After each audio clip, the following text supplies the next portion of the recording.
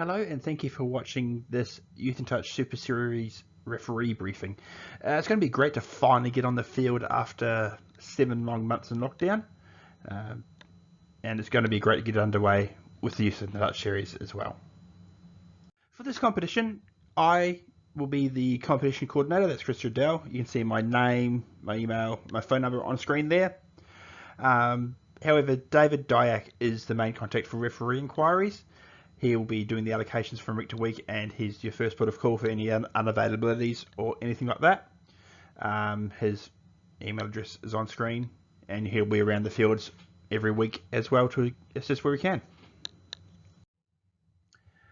Obviously, being the first competition back from COVID lockdown, we need to ensure that we're being as safe as we can for the safety of our participants, our employees, staff, referees, everyone in attendance. So we must stress, as always, if you have any symptoms of coronavirus, you must stay home. So that includes fever, runny nose, sore throat, cough, all those symptoms here, chills, shortness of breath, loss of sense or smell of taste. Any symptom at all, please do not come to the venue. Stay home and stay safe. This year we've had to change the way teams and players sign on as a result of the COVID-19 restrictions and guidelines we're putting in place.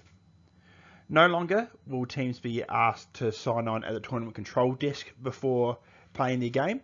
Instead, we ask that teams go to their designated sign-on point. So for field 1, you can see here in the pink circle, you'll see you can go there to sign on. Same for field 2 out there. There will be little A-frames with sign-on QR codes. We ask that all players and non-players involved in the game sign on before taking to the field. Also, we ask that you obey the entry and exit signage that will be in place. We'll have designated entry points for field 1 and field 2, as well as an exit point for all fields as well. This is an important compliance measure. We'll be ensuring that social distancing is adhered to as well, and we ask for cooperation from all players and participants to ensure that we stick to the COVID-19 guidelines. Some other pointers about COVID-19 that we're going to be taking into account this competition. We'll be playing games with a minimum 15-minute break between. That's to allow enough time for teams to come in, play, and get out. And it gives us enough time to cross over safely. To facilitate this, we ask that teams leave within 10 minutes of their game finishing and stay away from the venue until 10 minutes before their match.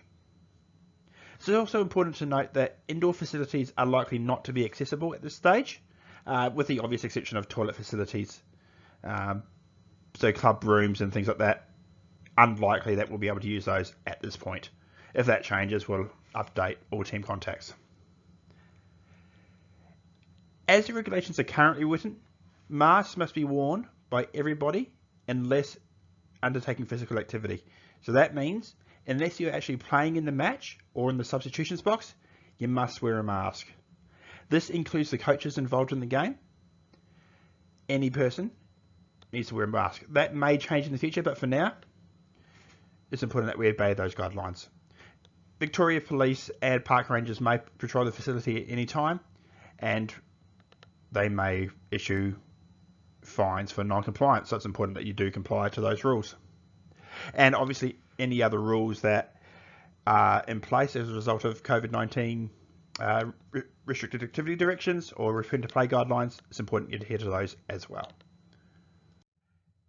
This year will require all participants, including players, referees, coaches, and spectators, to sign on to an attendance register for COVID reporting purposes.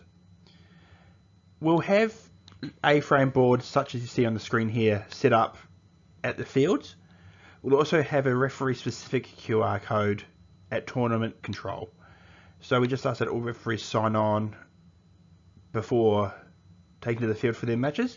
You only need to sign on once for the day, but that ensures that we meet our COVID safe compliance requirements.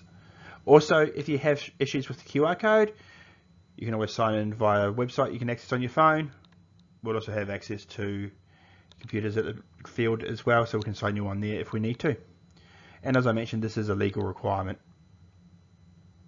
Now we'll talk through a few notes and a few things about the competition that'll be different from usual for this year.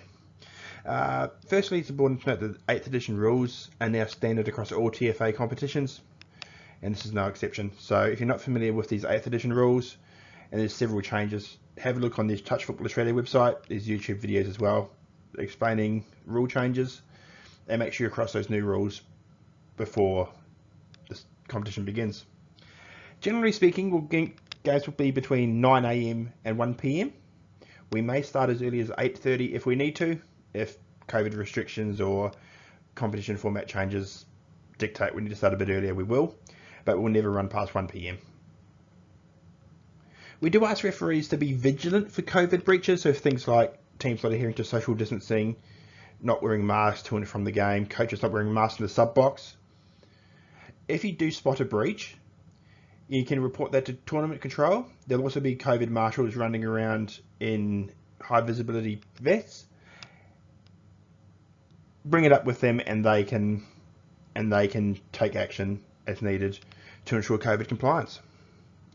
And just on masks, it's obviously important that you wear a mask to and from the field, and you wear a mask at all times unless you're actually part of the on-field officiating team. So referee coaches will need to wear a mask. Anyone running water will need to wear a mask. Only if you're actually actively on the field running can you not wear a mask. That rule may change going forward, but for now we have to stick by health guidelines.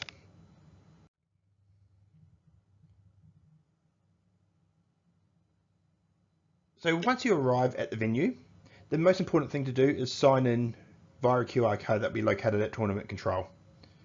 To be referee specific, just simply sign on there. You only need to do it once for the day.